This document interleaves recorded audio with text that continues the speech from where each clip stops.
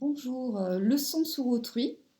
Alors je profite de cette nouvelle leçon sur autrui pour montrer que dans les leçons précédentes sur la politique, on peut dire que l'autre, autrui, apparaît notamment si on regarde la devise de la République française, liberté, égalité, fraternité, à tous les niveaux, il est question entre citoyens de relations avec autrui. Liberté, qu'est-ce que la liberté? Si nous savons elle est encadrée par la loi et il est dit euh, dans l'héritage de Rousseau que ma liberté s'arrête là où commence celle d'autrui.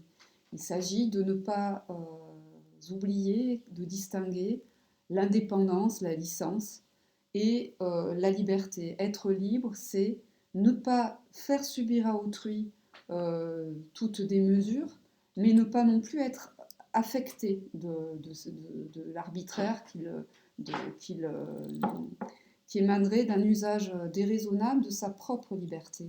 Égalité à présent, vivre entre égaux, c'est vivre avec des concitoyens qui ont les mêmes droits que moi, qui sont reconnus de la même façon devant la loi, et on sait très bien qu'il y a une égalité à la fois de droits formels et une égalité revendiquée, une revendication d'égalité de droits plus concrets, droit à la santé, droit au travail, droit du travail et droit à l'éducation, voire la thématique de l'État-providence, lui-même évidemment fortement mis à mal après les Trente Glorieuses. Vous le voyez en cours d'histoire. Quant à la fraternité, elle mobilise également notre notion d'autrui, puisqu'elle enjoint chacun à essayer d'expérimenter, en tant que nous sommes libres et égaux, des relations sans doute plus vivantes, plus incarnées avec nos concitoyens, et ce, quelles que soient les différences sociales, différences de milieu, différences de peut-être même de culture, euh, fraterniser avec des concitoyens d'autres religions ou athées, etc. etc. Fraterniser, c'est aussi vivre avec l'autre en sortant de la sphère purement familiale. Bon, vous verrez aussi avec la nouvelle leçon pour le travail, pour ceux qui s'y attelleront, que le travail dans les... C'est mon chat. Le travail dans les sociétés modernes, en raison d'une rationalisation de plus en plus techniciste, a pu être considéré comme déshumanisé au sens où les rapports entre les hommes, leur relation d'échange dans le cadre du travail, s'est amenuisé comme peau de chagrin. Et on peut considérer que l'ouvrier ou le salarié moderne est, notamment dans les grandes chaînes de production, un être isolé, esseulé et en même temps sous surveillance, comme l'a montré Michel Foucault dans l'ouvrage qui s'appelle Surveiller et punir. On peut considérer aussi que cet isolement, cette solitude des hommes euh, pour, aurait pu, peut être compensée par toute démarche de solidarité notamment comme ça a pu être le cas dans les mouvements de corporations et de syndicats. Nous savons aussi que ces derniers sont en perdition, notamment en France, par rapport à l'Allemagne, par exemple. Donc je me consacre à présent plus philosophiquement dans le cours sur autrui. Ma problématique principale sera: autrui peut-il euh, être constitutif de la conscience que j'ai de moi-même? Dit plus simplement, un homme peut-il se construire, advenir à la conscience de soi, construire son identité sans passer par la médiation d'autrui? Alors cette question classique d'une certaine manière, hein. Peut-on être seul? Peut-on se construire seul?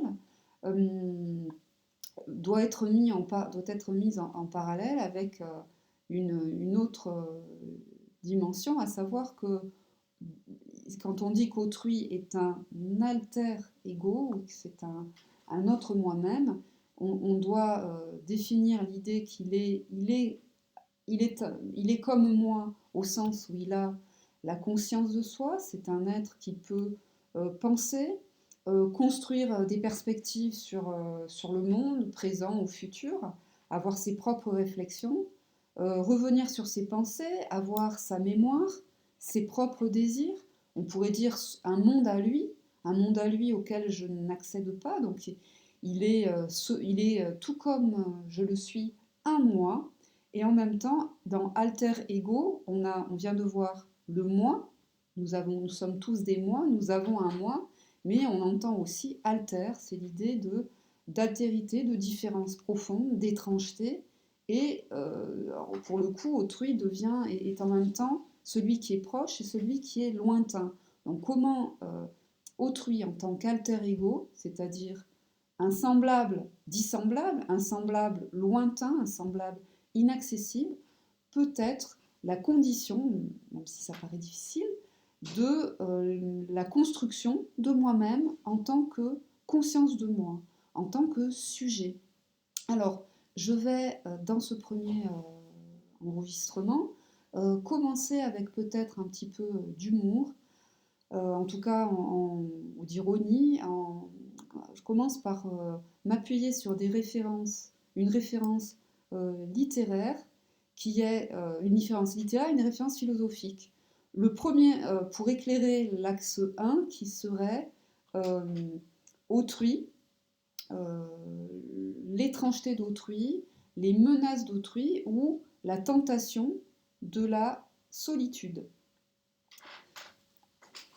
Alors, la première référence que je mobilise, c'est celle que vous connaissez sans doute, celle du Misanthrope de Molière, et en particulier la scène 1 de l'acte 1, dans lequel les deux personnages principaux, que sont Alceste et Philinte, euh, dialoguent presque dans un dialogue de sourds.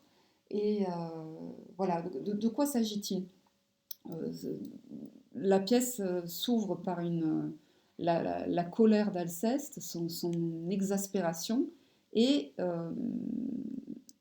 Philinte essaie, par empathie, hein, c'est un être qui lui est philanthrope, altruiste, essaie de savoir ce qu'a son ami. Et Alceste revendique sa méfiance, sa défiance à l'égard d'autrui, à l'égard des autres, à l'égard de la société, puisqu'il pointe que euh, participer à la vie sociale, faire partie du monde au sens très large du terme, commercer avec le monde, c'est-à-dire non pas vendre des biens, ça c'est un des sens de commercer. Commercer, ça veut dire discuter, avoir des échanges. Et bien, toutes ces activités-là sont des compromissions et sont frappées de la tâche de l'hypocrisie, des manières, des artifices, et lui revendique non seulement il revendique la sincérité, l'entièreté, l'exclusivité, euh, la vérité. Et pour cette raison-là, il considère, au vu du spectacle du monde et de ses ruses, ses apparences, ses compromissions, ses compromis, pardon, c'est-à-dire le fait de s'arranger avec la réalité, hein, mais ça peut être aussi des compromissions. Il y a tout ce spectacle-là, d'une certaine manière, l'encourage à entrer, à se réfugier dans ce qu'il appelle un désert. Un désert, ce n'est pas ces grandes étendues de sable, hein. Un désert, dans la langue de Molière, ça veut dire un lieu inhabité, un lieu solitaire, un lieu où on ne subit pas la société des hommes. Et on a dans cette pièce toute cette dualité. Et Alceste et Philinte, d'ailleurs, peuvent représenter euh, la dualité qui est en chacun de nous. On est à la fois, peut-être, des Alcestes misanthropes qui en viennent à certains moments de notre existence d'animal politique à dire comme lui, l'ami du genre humain n'est point du tout mon fait. Ça veut dire, moi je suis pas du tout l'ami du genre humain. Moi je déteste le genre humain. Le genre humain m'insupporte. Un tel m'insupporte. Voilà, et essayer de se réfugier dans une sorte de citadelle solitaire et imprenable, et coupé du monde d'une certaine manière, mais on peut aussi être Alceste, Philinte, et savoir composer, pas simplement parce que nous serions des arrivistes calculateurs qui serions amenés à entrer en société, à commercer au sens large avec autrui, parce qu'il en va de notre intérêt, mais peut-être parce que un élan de sympathie nous fait préférer la mesure, la compagnie des autres, plutôt que l'intransigeance. Voilà, donc je vous recommande de lire ce texte qui est assez, assez humoristique. Puis il faut savoir que ce personnage misanthrope, qui a la haine miso-anthropos du genre humain, est tout à fait inconséquent et illogique puisqu'il se pique d'amour pour une femme très jeune qui, elle, adore la compagnie humaine et est dans la mondanité. Voilà. Donc le texte philosophique cette fois-ci que je souhaite vous faire partager, il a pour auteur Schopenhauer, un auteur qui était à la fois qui a inspiré Nietzsche, qui a inspiré également Freud, notamment dans les ouvrages sur Malaise dans la civilisation. L'intérêt de ce philosophe-là, c'est de sonder en l'homme des tendances des tendances assez sans doute sombres, ou en tout cas des données qui nous constituent, des données naturelles. Et il dit en fait, ces deux composantes, elles sont imagées par la phrase qui disait que la vie humaine est comparable aux oscillations d'un pendule qui va de l'ennui à l'insatisfaction. Et du coup, nous allons découvrir ce texte qui s'appelle La parabole des porcs-épics. Par une froide journée d'hiver, un troupeau de porcs-épics s'était mis en groupe serré pour se garantir mutuellement contre la gelée par leur propre chaleur. Mais tout aussitôt, ils ressentirent les atteintes de leurs piquants, ce qui les fit s'écarter les uns des autres. Quand le besoin de se réchauffer les eut rapprochés de nouveau, le même inconvénient se renouvela, de sorte qu'ils étaient ballottés de çà et de là entre les deux mots, jusqu'à ce qu'ils eussent fini par trouver une distance moyenne qui leur rendit la situation supportable. Ainsi, le besoin de société, né du vide et de la monotonie de leur vie intérieure, pousse les hommes les uns vers les autres. Mais leurs nombreuses manières d'être antipathiques et leur insupportable défaut les dispersent de nouveau. La distance moyenne qu'ils finissent par découvrir et à laquelle la vie en commun devient possible, c'est la politesse et les belles manières. Entre parenthèses, c'est la théorie de Philinte. En Angleterre, on crie à celui qui ne se tient pas à cette distance « Keep your distance ». Par ce moyen, le besoin de se réchauffer n'est à la vérité satisfait qu'à moitié. Mais en revanche, on ne ressent pas la blessure des piquants. Cependant, celui qui possède assez de chaleur intérieure, propre, préfère rester en dehors de la société pour ne pas éprouver de désagréments ni en causer. Alors, évidemment, c'est un petit texte amusant, quelles que soient les circonstances, y compris celles de notre triste confinement. Alors, que veut dire Schopenhauer? Il veut dire qu'il y a une sorte d'attraction et de répulsion dans le rapport entre les sujets, entre les hommes dotés de conscience, dotés de désir, dotés de besoins. Et on avait rencontré aussi chez Emmanuel Kant cette expression de l'insociable sociabilité. Donc c'est une sorte pour revenir à Schopenhauer, c'est notre ennui comparable au froid qui nous fait rechercher la compagnie des hommes, mais d'une certaine manière, peut-être pour fuir l'ennui, peut-être pour échapper, comme le disait Pascal dans le cours que nous avions vu, pour échapper au mortel ennui qui ferait émerger la conscience peut-être de notre finitude, la conscience de la mortalité de l'homme.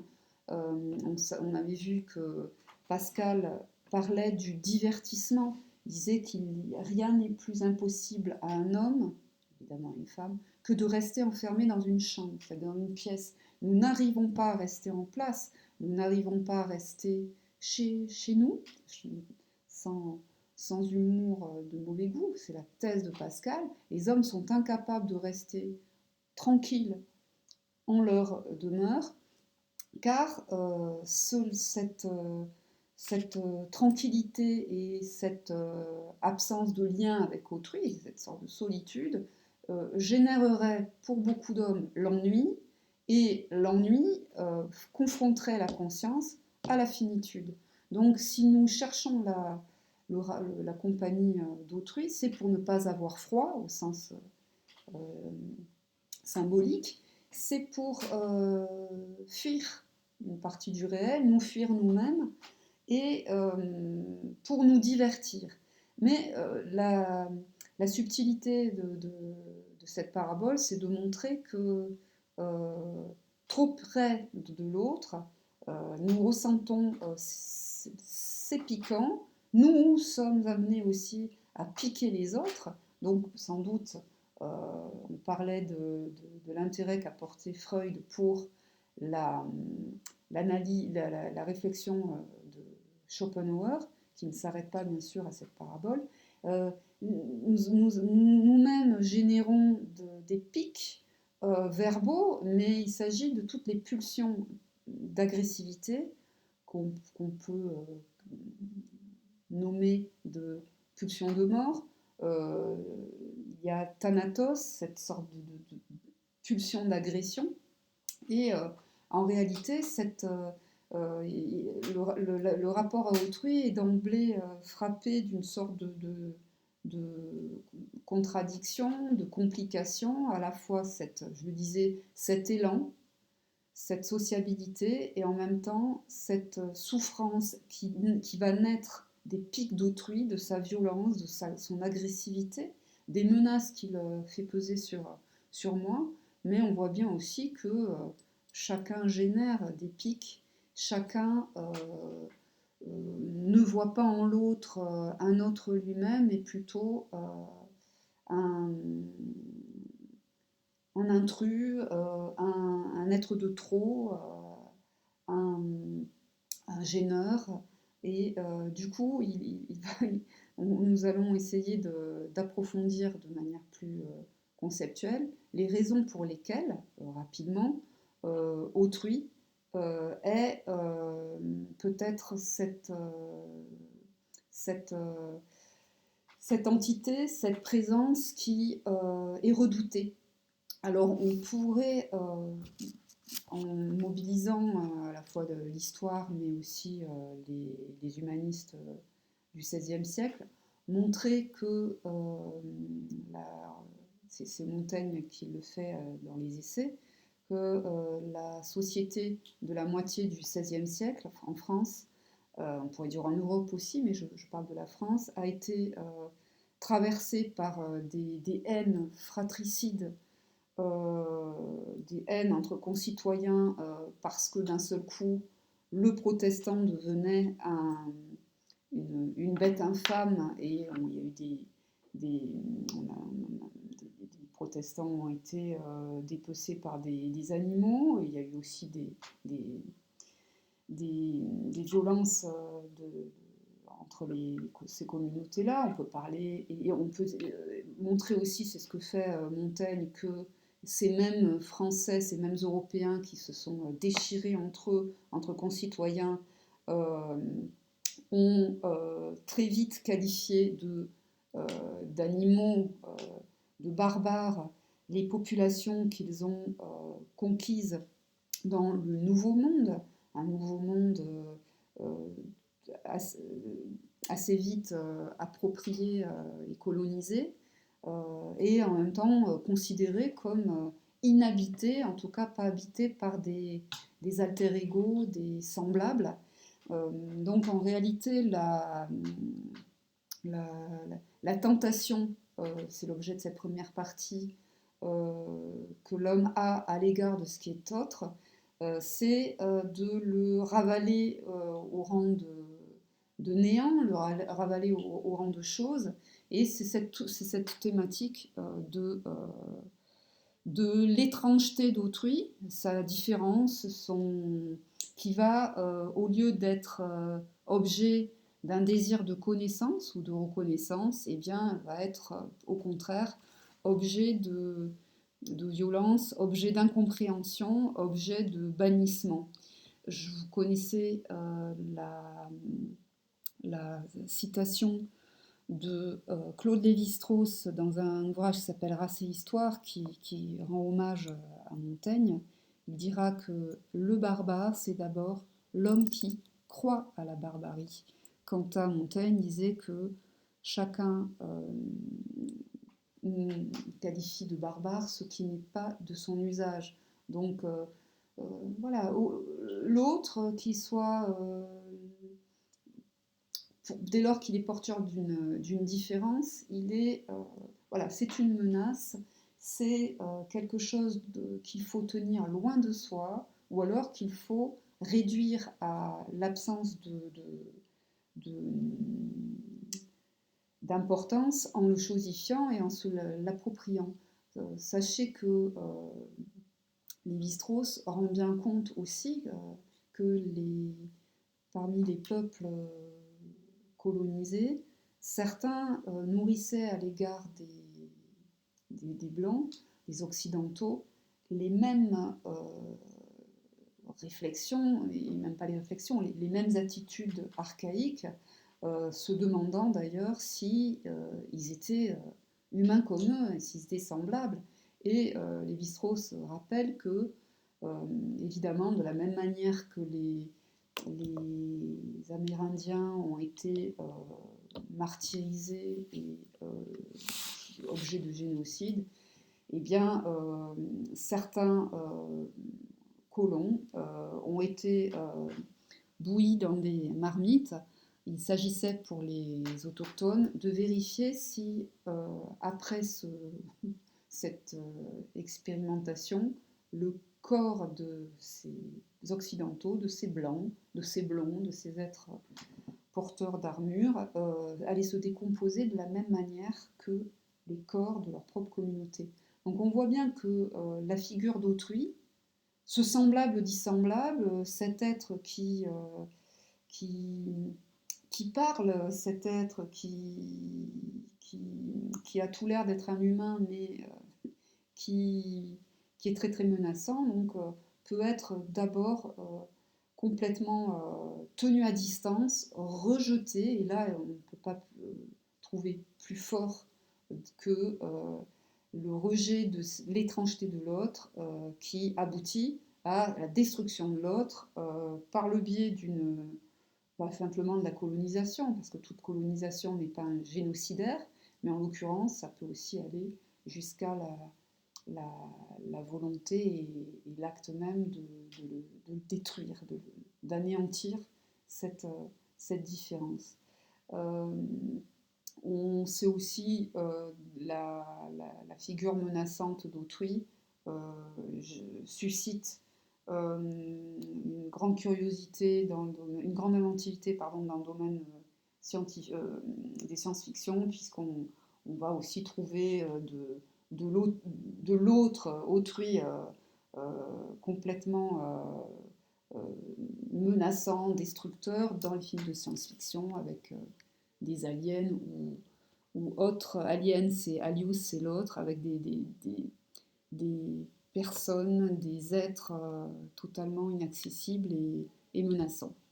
Il y a une autre raison pour laquelle autrui, finalement, on n'a pas réellement l'élan de faire commerce avec lui au sens large du terme commerce, c'est-à-dire nourrir une relation, avoir un échange, être peut-être même sur dans une sorte de terrain de concorde, puisque les autres, qu'ils soient peut-être même dans nos familles, mais a fortiori lorsqu'ils parlent une autre langue, ou lorsqu'ils ils ne sont pas du même sexe que nous, hein, l'homme pour la femme pour l'homme, eh bien, les autrui, pourquoi il est un petit peu, et pourquoi il fait si peur, eh bien, c'est parce qu'il reste irréductible à la connaissance. C'est-à-dire que je peux connaître une cellule, si je suis scientifique, je peux connaître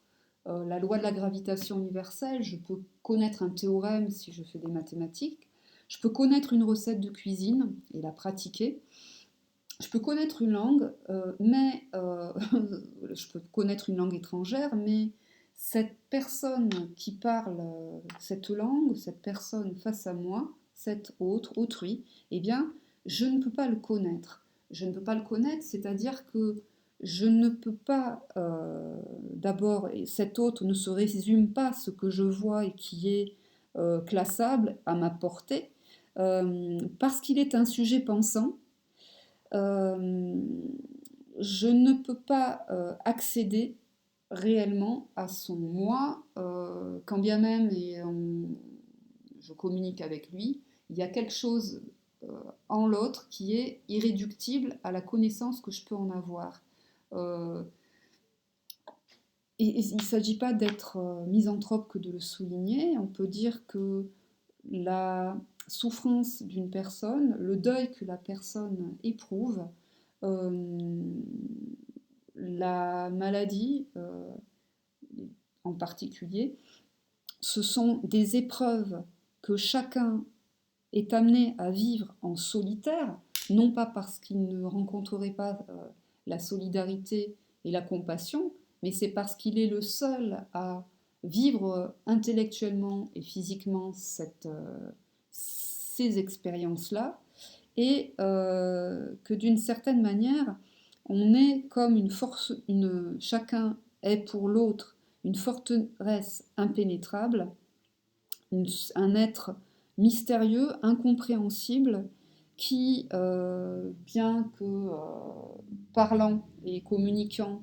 réduit la distance, mais voilà, nous connaissons les objets, nous connaissons certaines choses, nous ne pouvons pas dire que nous connaissons autrui, car chacun porte sur le réel ses propres perspectives, et c'est évidemment cette difficulté à comprendre et à être compris d'autrui euh, peut constituer une deuxième raison après cette idée de l'étranger, la barbarie de l'autre, etc.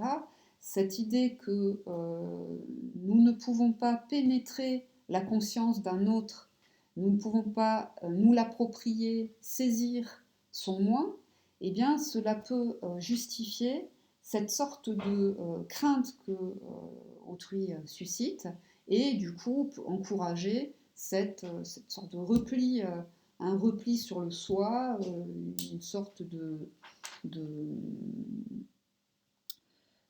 comme si on pouvait se suffire à soi-même. Toujours dans cette première partie, on peut dire que pourquoi, comme le suggère la parabole de Schopenhauer, pourquoi serions-nous peut-être amenés à, à, se replier, à tenter la solitude? Bien parce que cet autre qui est étrange, étranger, cet autre dont le moi est inaccessible, même lorsque nous parlons la même langue, eh bien, il porte par, un, par son regard, il porte sur mon horizon, sur mon monde, un regard qui peut être envahissant, qui peut être implacable, et d'une certaine manière, il, euh, il peut me faire basculer du rang, on peut utiliser le terme classique, de sujet, de celui qui se pense à la première personne, eh bien, au rang d'objet, objet de son regard, objet de son jugement, objet des perspectives qu'il porte sur moi. La femme peut se sentir d'un seul coup réduite au rang d'objet sexuel, où l'homme peut se sentir laid dans le regard d'une femme qui le méprise, qui le regarde de travers. Euh, Toute cette thématique du regard est au cœur du travail, regard au sens à la fois bien sûr organique, les yeux qui regardent, mais c'est l'évaluation, c'est tout ce que je vais être amené à dire sur l'autre, à son sujet, au sujet de sa conduite, au sujet de sa peau, au sujet de son manque de vocabulaire ou au contraire de sa trop grande éloquence. Donc ce thème du regard au sens large du terme euh, est au cœur de l'ouvrage de Jean-Paul Sartre, l'ouvrage qui s'appelle L'être et le néant, et de la pièce que certains connaissent qui s'appelle Huis clos. Huis clos, pièce qui réunit trois personnages et qui fait dire à l'un d'entre eux, le seul personnage masculin, Garcin, l'enfer c'est les autres. Pourquoi on pourrait être poussé à un repli sur soi, une sorte de tentation de la solitude, parce que d'un seul coup d'œil, autrui peut envahir mon espace, mon monde, peut faire basculer mes certitudes, peut faire basculer, effriter l'image que j'avais de moi-même. Je lis un petit extrait. Je viens de faire un geste maladroit ou vulgaire. Ce geste colle à moi. Je ne le juge ni ne le blâme. Je le vis simplement. Mais voilà tout à coup que je lève la tête. Quelqu'un était là et m'a vu. Je réalise tout à coup toute la vulgarité de mon geste et j'ai honte. Le regard de l'autre, donc pour Sartre, nous oblige à prendre en compte sa présence. Sa présence qui est celle d'un sujet, qui est celle d'une liberté face à moi, qui projette des perspectives, des idées, des valeurs, des jugements sur mes gestes, mes attitudes, etc. etc. Euh, donc, la plupart du temps, évidemment, le regard d'autrui, il est inoffensif. Par exemple, les badauds sur un banc public, lorsque nous baladions dans un parc, ça peut être peut-être le regard un peu indifférent dans des transports en commun, mais évidemment, le regard d'autrui peut devenir angoissant en transformant chacun d'entre nous en objet, et ça peut devenir donc ce regard un juge omniprésent et implacable, d'où cette idée que l'enfer, c'est les autres. Cependant, et ce sera l'objet de la deuxième partie, pour un prochain audio, cependant, nous pouvons nous demander comment pourrions-nous, malgré ce qui vient d'être vu, comment pourrions-nous faire l'économie de la médiation par autrui, comment pourrions-nous envisager de rester seuls. Et évidemment, je ne traite pas la question de la subsistance économique, c'est évident. On l'a vu dans le cours sur la politique, que même pour Platon, la naissance des premières cités a une raison qui est l'incapacité pour chacun de subvenir à ses besoins. Donc ça m'intéresse plus aujourd'hui. Ce qui m'intéresse, c'est la dimension construction de notre personne et de notre conscience. Donc, comment pourrait-on faire l'économie du rapport à autrui pour se construire soi-même, pour construire notre propre conscience, mais aussi la conscience du monde extérieur, de comment un monde commun serait possible si chaque conscience était insularisée, c'est-à-dire était comme une île coupée des autres. L'écrivain Michel Tournier, dans un ouvrage qui s'appelle Vendredi ou les limbes du Pacifique, décrit, même si c'est par le détour d'une fiction, l'expérience de Robinson qui, bon, évidemment, dans cette île, est dans un premier temps tout seul et il sent que la solitude, c'est-à-dire le fait de ne pas commercer, discuter, désirer, toucher l'autre, comment toutes travailler avec, comment toutes ces relations-là étaient le support de son identité mentale et peut-être même de sa santé mentale. Et il décrit petit à petit dans l'ouvrage l'effort de ce personnage pour convoquer ses souvenirs qui le mettent en lien avec autrui par le passé, tenir une sorte de calendrier dans lequel il a l'impression de partager le temps social de son pays, y compris le dimanche, par le jour consacré au culte religieux, donc il y a un culte en commun. Et il est, avant l'arrivée de Vendredi, qui le ramène par sa présence à une vie vraiment digne et humaine, il y a des scènes où on voit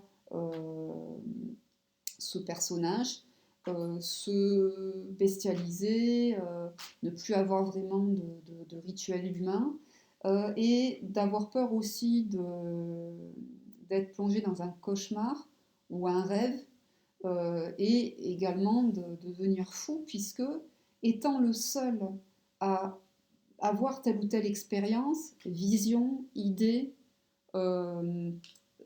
impression, ne pouvant pas partager son univers psychique et sensoriel, il en vient à douter qu'il pense ce qu'il pense. Voilà. Donc on va poursuivre dans un deuxième mouvement du cours. Comment? C'est par la médiation d'autrui que j'adviens à moi-même en tant que sujet.